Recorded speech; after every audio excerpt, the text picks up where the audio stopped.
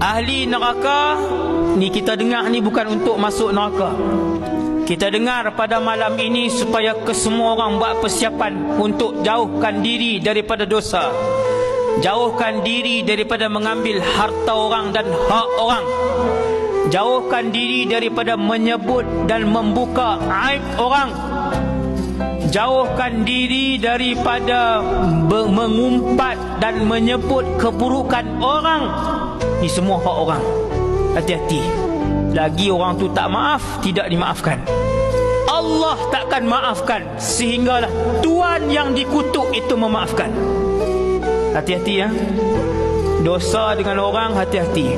Dosa dengan Allah, bertaubat sekelip mata dengan taubat nasuha, Allah ampunkan. Tapi kalau dosa dengan orang, lagi orang tu tak ampun, Allah tidak akan ampunkan. Maksudnya nanti di masa kena pergi tanya orang tu, Ustaz, kena pergi minta dengan orang tu. Dengan berapa ramai kita berbohong, dengan berapa ramai kita mengumpat, dengan berapa ramai orang kita tabung fitnah dekat dia, berapa ramai kita buka aib satu-satu orang. Tu semua tu, nampak tak dosa-dosa dengan orang? Hati-hati. Hati-hati.